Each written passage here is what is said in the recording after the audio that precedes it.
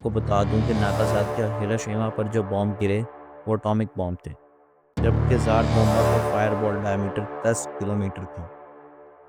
Atomic bomb को कई बार जंग में इस्तेमाल किया गया, लेकिन हाइड्रोजन बॉम्ब को अब तक किसी जंग में यूज़ नहीं किया गया।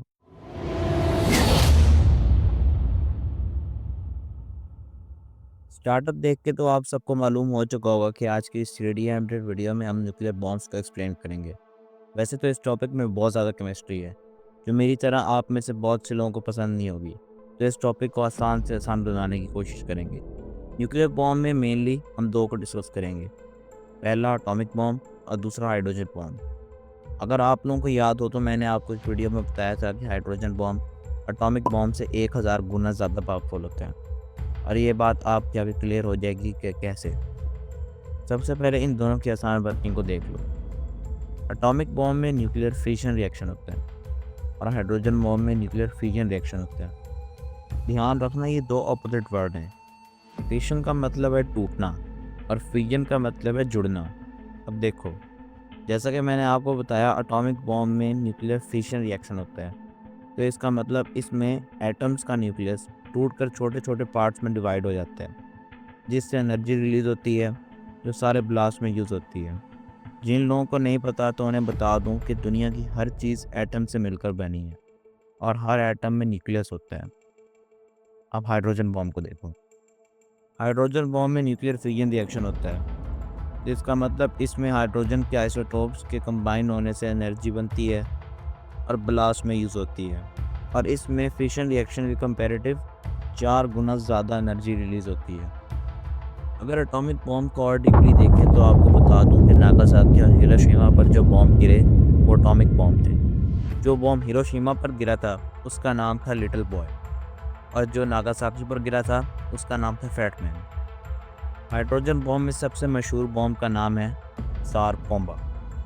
30 अक्टूबर 1961 को सोवियत यूनियन रशिया ने इस लोकेशन पर इस बॉम्ब का एक्सपेरिमेंट किया। इस इमेज में आप क्लियरली देख सकते हो कि नागासाकी पर जो बॉम्ब गिराया गया, यानी एटॉमिक बॉम्ब, उसकी हाइट 6 किलोमीटर या फिर 20,000 फीट थी, जबकि ज़ार बोम्बा के ब्लास्ट से जो मशरूम क्लाउड बना उसकी हाइट 60 किलोमीटर 60 किलोमीटर यानी 2 लाख फीट थी। नागासाकी वाले बॉम्ब का फायरबॉल डायमीटर, ये वाला, सिर्फ 400 मीटर था, जबकि ज़ार बोम्बा का फायरबॉल डायमीटर 10 किलोमीटर था। तो इससे ही आप इसकी तबाही का अंदाज़ा लगा सकते हो। मुझे लगता है कि मुझे आपको इससे होने वाली तबाही का बताने की अब ज़रूरत नहीं होगी। तो एक और बात को डिस्कस कर लेते हैं। एटॉमिक बॉम्ब को कई बार जंग में इस्तेमाल किया गया, लेकिन हाइड्रोजन बॉम्ब को अब तक किसी जंग में यूज़ नहीं किया गया। उन कंट्रीज़ को देख लो जिनके पास न्यूक्लियर बॉम्ब्स हैं।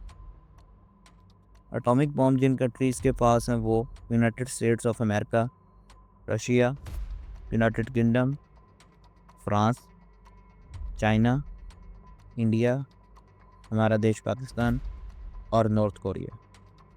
ये 8 कंट्रीज़ वो हैं जिनके पास एटॉमिक बॉम्ब ऑफिशियली हैं।